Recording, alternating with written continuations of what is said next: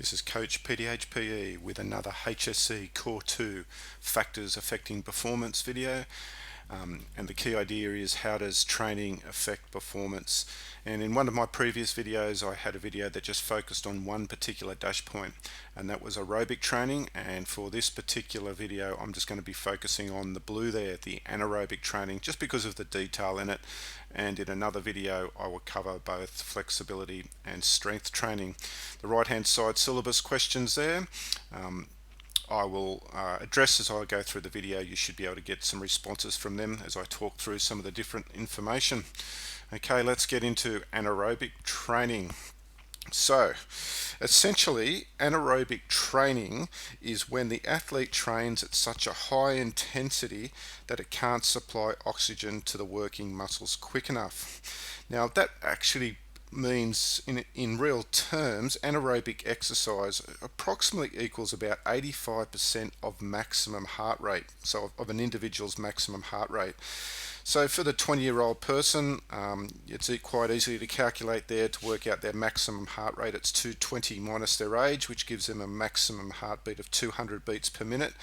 Approximately their anaerobic exercise range would be around 170 beats per minute up to 200 beats per minute. So as a summary for anaerobic training, it equals exercising without oxygen. Now, one of the key terms when it comes to anaerobic training is lactic acid. One of the byproducts of exercising at a high intensity and the muscles not receiving the necessary oxygen is the buildup of lactic acid in the muscles. Now, another key term also includes what this idea called as the anaerobic threshold. Now, anaerobic threshold is when the lactic acid builds up quicker than it can be cleared from the muscles. Training at the anaerobic threshold is considered one of the best ways to improve athletic performance.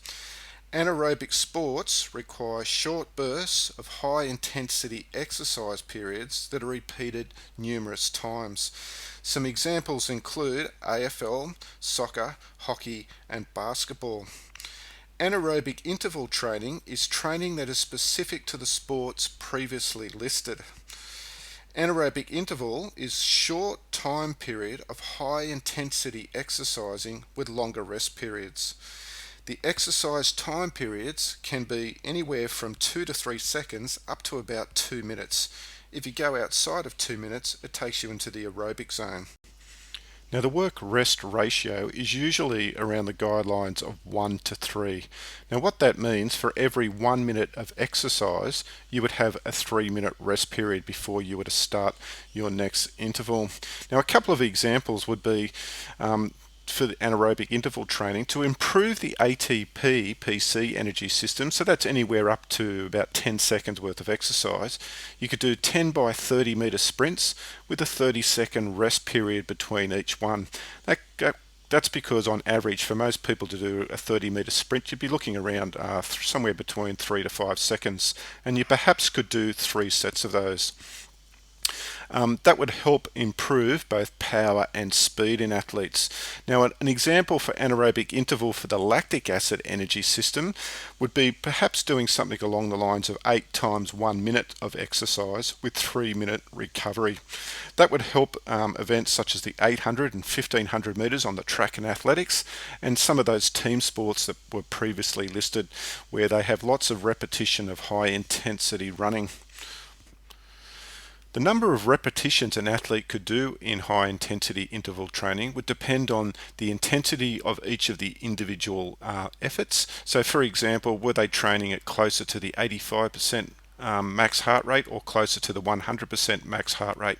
If they were towards the higher level, 100%, there's more likely that they could only do a few of the actual intervals. If they're at the lower end, they could certainly do a whole lot more.